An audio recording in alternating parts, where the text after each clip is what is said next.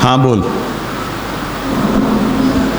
आपने कहा कि जो सकाम अधिकारी है उसको प्रलोभन दिया जाता है कि वो बहिर्मुख ना होकर ठाकुर जी की तरफ आए, तो सकाम लोग हैं उसको ऐसा प्रलोभन दिया जाए तो वो तो ऐसा ही सोचेंगे ना कि चलो इससे सब होता है, तो वो और ज़्यादा सकामी नहीं हो जाएंगे।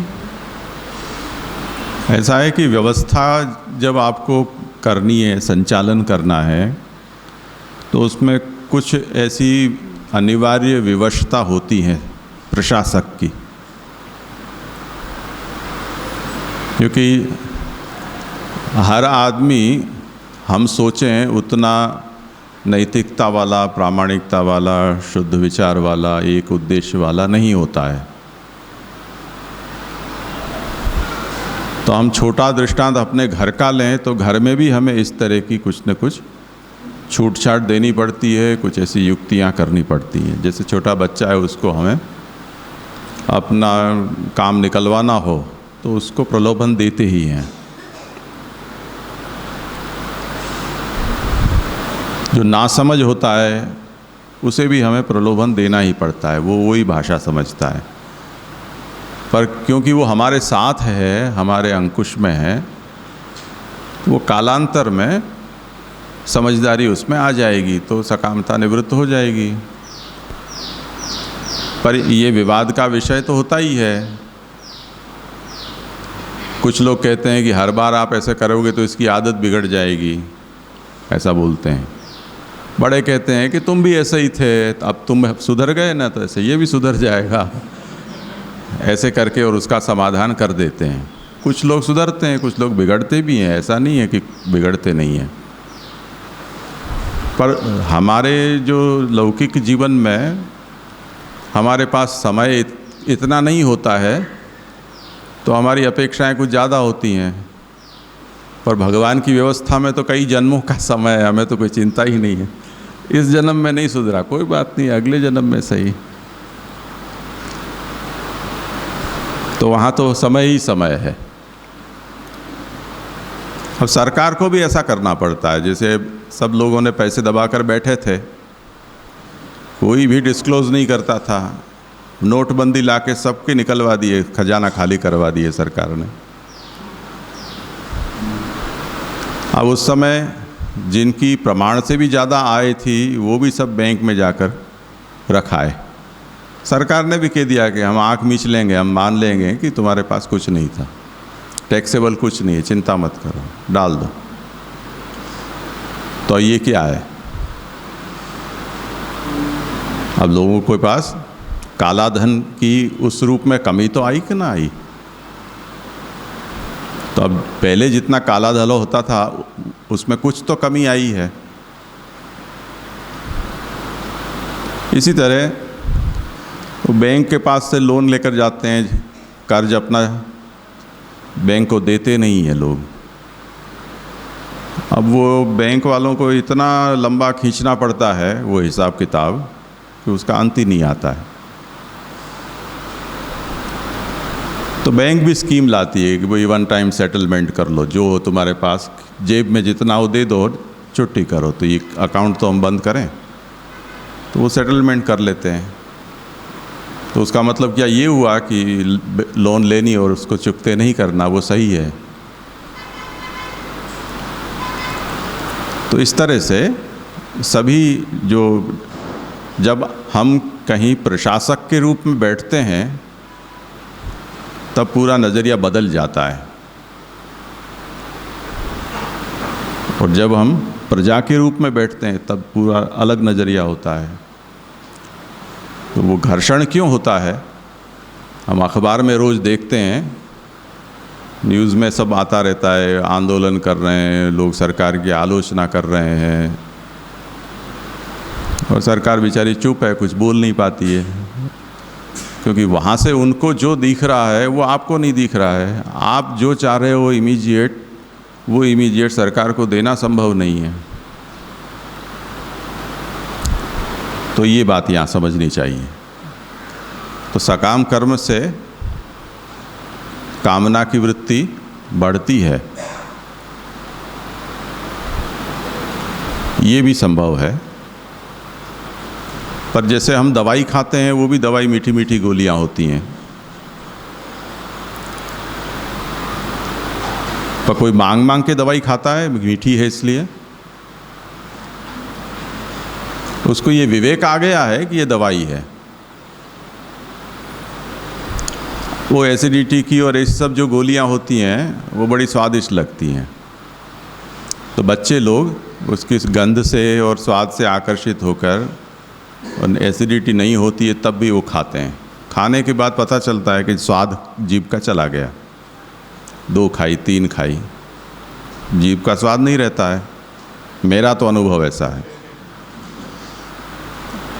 अब जब आपको भोजन करना हो और स्वाद ही नहीं आता हो, तो आपको ये तो पता चलेगा ना कि लोभ से हमने वो गोलियां खा ली, तो वो दवाई है, भोजन नहीं है। तो इस तरह से जो रोचक होती है वस्तु, वो रोचकता की मात्रा में हम लें, वो अनुभव हमको सिखा देता है। जैसे अचार हमको रोचक लगता है, पर कोई शाक की कटोरी में अचार भर कर ले तो 2-3 घंटे में ही उसका रिजल्ट आ जाता है। और फिर अक्ल आ जाती है कि नहीं नहीं, ये अचार जितना ही लेना चाहिए हमें, शाक के रूप में हम अचार को नहीं ले सकते हैं।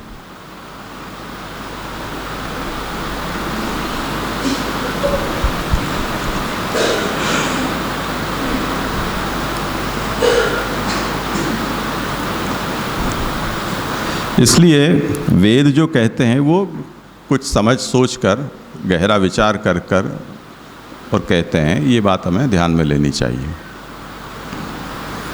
तो 2-4 किस्से ऐसे निकल आए कि जिसमें, जैसे अब पृथु राजा के प्रसंग में आता है कि इतना घोर संकल्प ले लिया, इतने यज्ञ करने हैं अश्वमेध, वैसी ज़रूरत क्या है। तो भगवान ने ही उनकी अक्ल ठिकाने लगा दी कि इतना अतिरेक करोगे तो ऐसा होगा। बलि राजा का भी यही कहा जाए, अतिदानात बलिर्बद्धो। मृग राजा के प्रसंग में भी आता है कि अतिदान किया। तो इतना दान करने की किसने कहा था तुमको।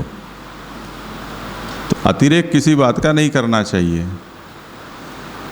तो उस तरह से एक बार उस प्रक्रिया में आ जाएगा तो प्रक्रिया ही ऐसी है कि वो उसको सही रास्ते पर ले आएगी। आया ना समझ में।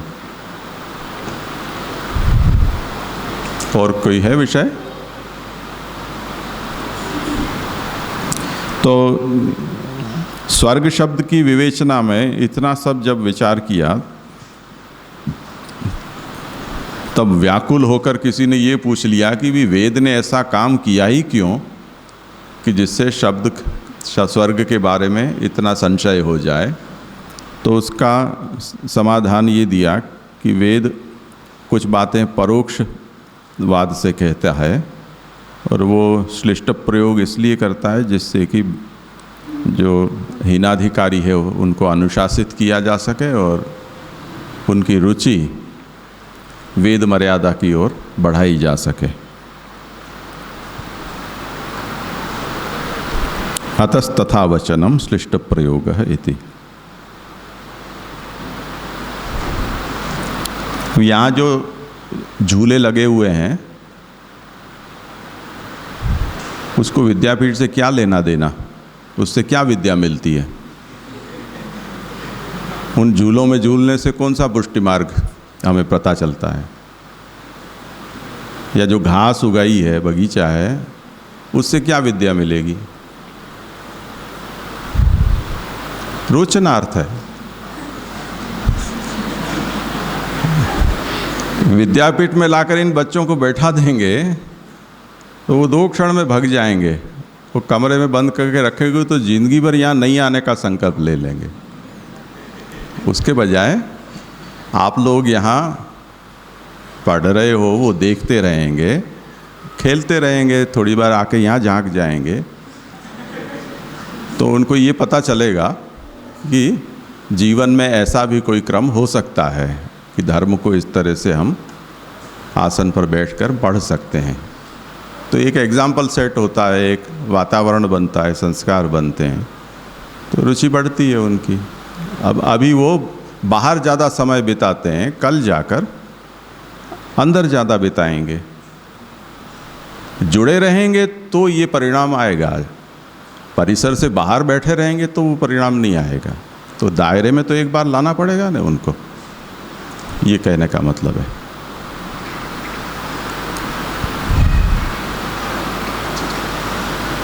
पशुबंध याजी सर्वान लोकान आपनोति निश्चयः अक्षय्यम हवे चातुर्मासी याजिना सुकृतम भवति।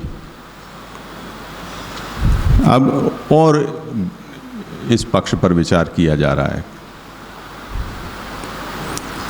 कि ये जो पंचविध यज्ञ हैं, उन पंचविध यज्ञों के फल के रूप में जो स्वर्ग शब्द का कथन किया गया है, वो सभी यज्ञों के साथ स्वर्ग फल के रूप में उच्चारित हो ऐसा ये वाक्य नहीं मिलते हैं। जैसे अग्निहोत्र के बारे में ऐसा वचन मिल जाता है कि अग्निहोत्र करोगे तो स्वर्ग मिल जाएगा, सोम यज्ञ के बारे में मिल जाता है, पर सभी यज्ञों के बारे में ऐसे वचन हमें प्राप्त नहीं होते हैं। यानी फल के रूप में स्वर्ग के अतिरिक्त कुछ शब्दों का प्रयोग प्राप्त होता है। तो हम ऐसा कैसे मान सकते हैं कि ये पंचविध कर्म कोई निष्काम करेगा तो उसे आत्म सुख रूप स्वर्ग की प्राप्ति उसे हो जाएगी। उसमें वो दृष्टांत देते हैं, पशुबंध याजी सर्वान लोकान आपनोति निश्चयः। जैसे एक वचन है कि निरूढ़ पशु याग करने वाला सभी लोगों को प्राप्त करता है, निश्चय ही सभी लोगों को प्राप्त कर लेता है। तो सर्वान लोकान आपनोति फल के रूप में ये कहा गया। दूसरा यज्ञ है अक्षय्यम हवि चातुर्मासी याजिनः सुकृतम भवति। चातुर्मास्य यज्ञ करने वाला है, उसे अक्षय सुकृत की प्राप्ति होती है, अविनाशी सुकृत की। ये दूसरा वचन है। अब पंचयज्ञ में निरूढ़ पशु याग और चातुर्मास्य ये दो यज्ञ हैं। बाकी के तीन अग्निहोत्र, दर्श पूर्णमास और सोम। तो दर्श पूर्णमासाभ्याम स्वर्ग कामो यजेत, मानो कि वहाँ एक ऐसा वचन है। अग्निष्टोमेन स्वर्ग कामो यजेत, ये सोम यज्ञ के बारे में भी वचन है। इसी तरह अग्निहोत्र के बारे में भी है। चलो वो तो समझ गए कि इन तीन यज्ञों का फल सोम स्वर्ग कहा गया है, पर चातुर्मास्य और निरूढ़ पशु याग है, उसके फल के बारे में कुछ और शब्द यहाँ कहे गए हैं।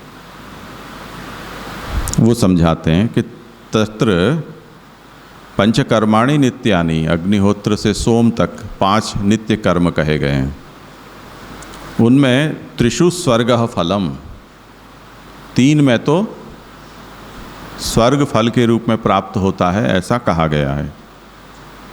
3 यानी अग्निहोत्र, दर्श पूर्णमास और सोम। जैसे अग्निहोत्रम जुहुयात स्वर्ग कामः, दर्श पूर्णमासाभ्याम स्वर्ग कामो यजेत और ज्योतिष्टोमेन स्वर्ग कामः। ये 3 वचन है जो 3 यज्ञों का फल स्वर्ग के रूप में बताता है। परंतु पशुबंध चातुर्मास्योस्तु न स्वर्गः फलम श्रूयते। ये जो 2 वचन कहें वो निरूढ़ पशु याग और चातुर्मास्य, उसके बारे में वहाँ स्वर्ग फल प्राप्त होता है ऐसा इन वचनों में नहीं दिखता है। इसलिए इति वक्तुम वाक्यद्वयम् आह, ये 2 वाक्य वहाँ दिए हैं, सर्वान लोकान इति। निरूढ़ पशु याग का फल है सर्वलोक की प्राप्ति या सर्वलोक जय, और चातुर्मास्य है उसमें अक्षय सुकृत की प्राप्ति, ये कहा। तो आपने जो ये कहा था कि पंचविध कर्म को निष्काम भाव से करता है तो उसे आत्म सुख रूप स्वर्ग की प्राप्ति होती है, वो आपकी प्रतिज्ञा खंडित हो गई। आपका सिद्धांत अभी नहीं टिकता है। अब उसका समाधान, ये 10वीं कारिका है, वो प्रश्न उपस्थापित करती है। वो तो अब करेंगे आगे। तो अब उसका समाधान देते हैं। अक्षय्यम सर्वलोकाख्यम आत्मरूपम न चान्यथा नित्य स्वर्ग फलम नान्यत पश्वादि विकृतौ फलम। ये जो ऊपर 2 वचन कहे, उसमें पहला जो वचन है, दूसरा वचन, उसमें जो अक्षय पद है, क्षय रहित, नाश रहित, नित्य, उसका क्या मतलब होगा आप बताओ? वो लोक रूप स्वर्ग तो हो नहीं सकता है, वो लौकिक फल भी हो नहीं सकता है। तो क्षय रहित, नाश रहित, नित्य क्या हुआ? वही हुआ आत्मसुख। तो चातुर्मास्य का जो फल यहाँ कहा है, उसमें स्वर्ग शब्द स्फुटतया नहीं कहा है, क्योंकि वेद का ये स्वभाव नहीं है कि सब साफ साफ कहे, वो परोक्षवाद है। तो यहाँ पर वेद ने फल के रूप में स्वर्ग शब्द को छुपा दिया और अक्षय सुकृत कह दिया, पर उसका मतलब तो वही है, अविनाशी शाश्वत नित्य सुख की प्राप्ति। इसी तरह अक्षयम सर्वलोकाख्यम, तो दूसरे में कहा है सर्वान लोकान आपनोति, सर्वलोक पर जय हो जाता है। ये दोनों ही फल आत्मसुख रूप ही समझने चाहिए, इससे भिन्न नहीं। आत्मरूपम न चान्य था, इन दोनों को, दोनों पदों से वेद आत्म सुख रूप स्वर्ग का ही कथन कर रहा है। इसलिए आत्म सुख रूप स्वर्ग ही इन दोनों चातुर्मास्य और निरूढ़ पशु याग का फल स्वीकारना चाहिए, और कोई नहीं।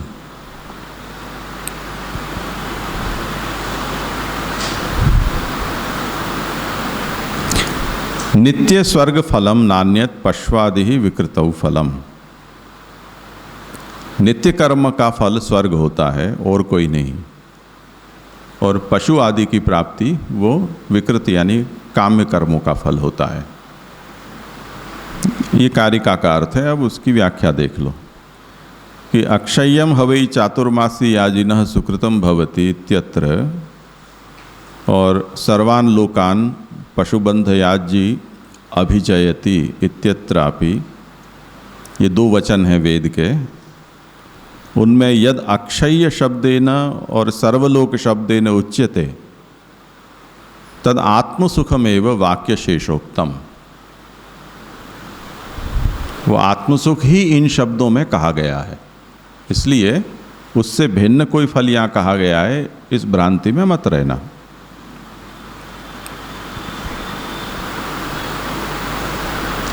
तदेव पंचानाम नित्यानाम एकम फलम भवति, और ये आत्मसुख ही जो नित्य पंचविध का यज्ञ हैं उनका एक फल है, मिलकर एक फल हुआ। तो शब्दांतर से भ्रमित मत हो, वो एक ही बात को कह रहे हैं।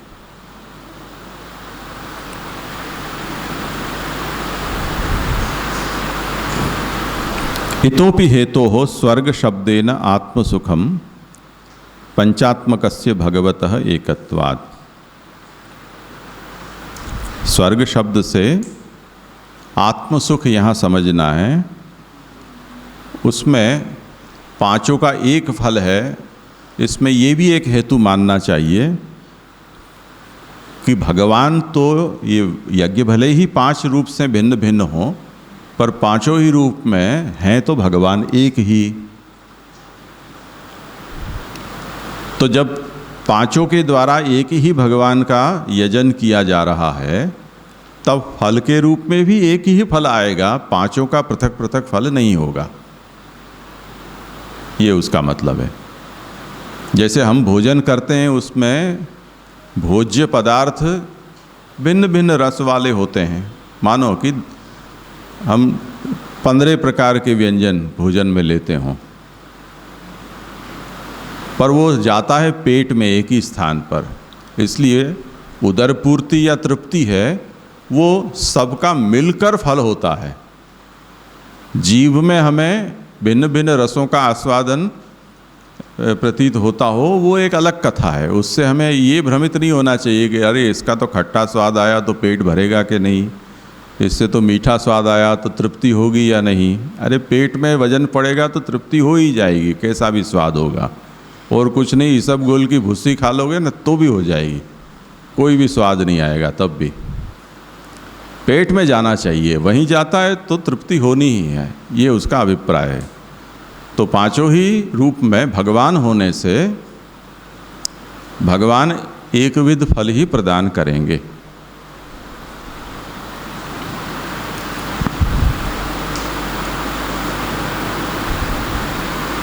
अन्यथा लोकपक्षे नैतद उपपद्यते इत्यर्थः। अगर हम इसका अर्थ आत्मसुख न लें और लोक उसका अर्थ लें कि इन यज्ञों का फल, यानी 3 जो बताए अग्निहोत्र, दर्श पूर्णमास और सोम, उसका तो स्वर्ग आत्मसुख होगा और ये 2 हैं उससे लोक की प्राप्ति होगी। ऐसा प्रलय मत करना भाई, तो फिर जरासंध जैसी कुछ लीला करनी पड़ेगा, आधा टुकड़ा वहाँ गया आधा टुकड़ा वहाँ गया। ऐसा थोड़ी हो सकता है। जो पंचविध कर्म कर रहा है उसको 2 टुकड़ों में डालकर एक को आत्मसुख दो और दूसरे को लोक रूप स्वर्ग प्राप्त हो, ऐसा नहीं, अव्यवस्था नहीं है। तो यहाँ पर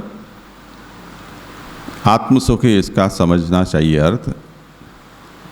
इसका उपसंहार करते हैं अब। ये पूरा जो प्रकरण है उसका कि नित्य स्वर्ग फलमिति, नित्य कर्म का फल इससे ये फलित हुआ कि स्वर्ग होता है और बाल अबाल भेदेन उभयम अपि। वो स्वर्ग है वो 2 तरह का होता है, आत्मसुख और लोक रूप। तो जो बाल है उसको उसकी कक्षा के अनुसार फल मिलता है, यानी सकाम कर्म करता है उसको बाल कहा गया है, उसे लोक रूप स्वर्ग की प्राप्ति होती है। और जो अबाल यानी जो प्रौढ़ है, समझदार विवेकी है, ज्ञानी है, उसे आत्मसुख रूप स्वर्ग की प्राप्ति होती है। अन्यत पश्वादिकम न नित्यस्य फलम। ये नित्य यज्ञ हैं, उसका फल पशुपुत्रादि की प्राप्ति ये नहीं कहे गए हैं। वो तो विकृतौ तत्फलम, जो काम में विकृत कर्म हैं उनके फल पशुपुत्रादि की प्राप्ति कहा गया है।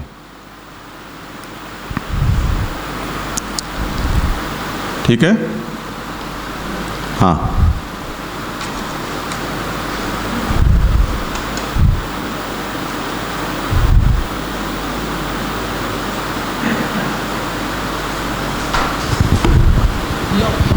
जी, ये अक्षय सुख है, उसमें तो कन्विंसिंग लगता है कि चलो कि वो आत्मसुख की बात करे। वो सर्वलोक में भी ऐसे कंप्लीट ओवरऑल व्यू लेंगे तो समझ में आता है कि वे आत्मसुख का ही रहना चाहिए। लेकिन ये फिर सर्वलोक जो शब्द यहाँ पे रखा है तो उसका कन्विंसिंग ऐसा नहीं लगता है, वो उसका मीनिंग ऐसा। इसे संदर्शन न्याय कहा जाता है।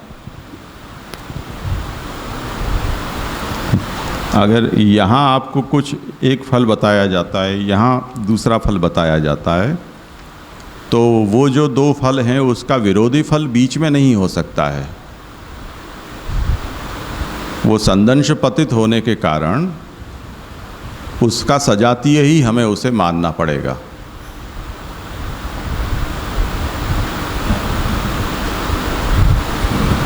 जैसे मतलब ये व्युत्पत्ति, मतलब ऐसे शब्द का अर्थ ले तो अक्षय सुकृत मतलब हमेशा के लिए वो अच्छे कर्म करे, ऐसा अर्थ निकलता है। और सर्वलोक जय मतलब सर्वलोकों में उसका जय होता है, ऐसा उसका अर्थ निकलता है। इसलिए पूछा कि ये मतलब सबका अर्थ तो एक ही है कि आत्मसुख फलतया है, मगर ये शब्द की व्युत्पत्ति के हिसाब से थोड़ा कंफ्यूजन रहता है। जैसे ठीक है, वो तो श्लिष्ट प्रयोग है, वो तो पहले ही कह चुके हैं, तो उसमें इष्टापत्ति कहेंगे श्री महाप्रभु जी। यानी जैसे ऐसा भी ले सकते हैं ना, सर्वलोक जय, यानी किसी भी लोग के उसको कुछ कोई प्रलोभन देवे तो उसको उसमें कोई फ़र्क नहीं पड़े, उसके उधर उसकी दृष्टि वहाँ पे पड़ेगी ही नहीं, ऐसा ले सकते हैं। ये जैसे ऐसा ही गेस करता हूँ मैं।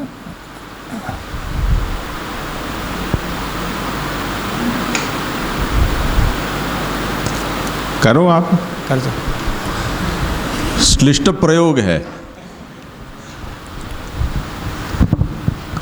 ये, श्लिष्ट प्रयोग है, यही उत्तर महाप्रभु ने दिया है। अब उसमें हमें अर्थ संदेह होता हो और उससे कोई अन्य अर्थ की स्फूर्ति होती हो तो वो वेद को अभिलषित ही है कि हाँ ऐसा ही होना चाहिए। मगर सब अर्थ के होने के बजाय हमको ये अर्थ समझना है कि इसका अर्थ आत्मसुख है, ऐसे कंफ्यूज नहीं, वो तो है जैसे तो महाप्रभु जी की को मज़ा आ गई क्या, जो मैंने कहा था वो सही निकला।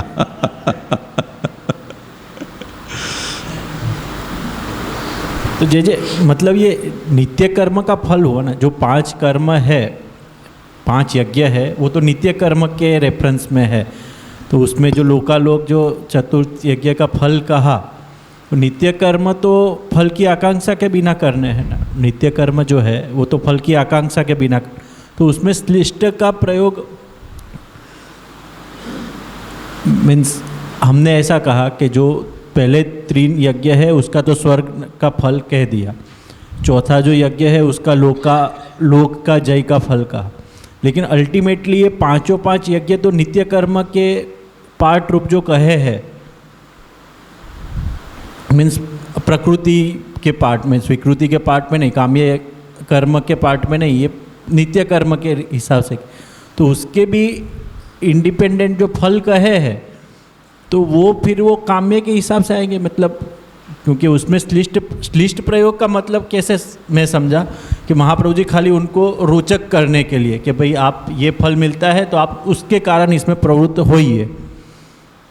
तो जो नित्य कर्म का ऐसा है कि श्लिष्ट जो प्रयोग है वो केवल सकाम कर्मों के बारे में ही होता हो, निष्काम के बारे में नहीं होता हो, ऐसा नहीं है।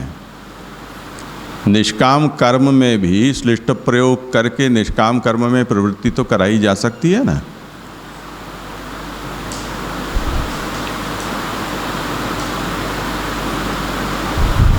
तो मूल उद्देश्य प्रवृत्ति कराना है।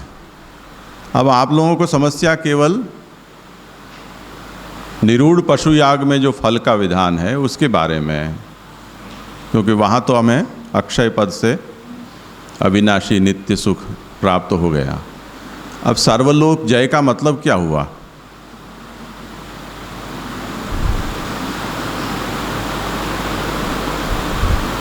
क्योंकि जितने भी आ ब्रह्म भुवना लोका पुनरावर्तिनो अर्जुन, ऐसा भगवान कहते हैं,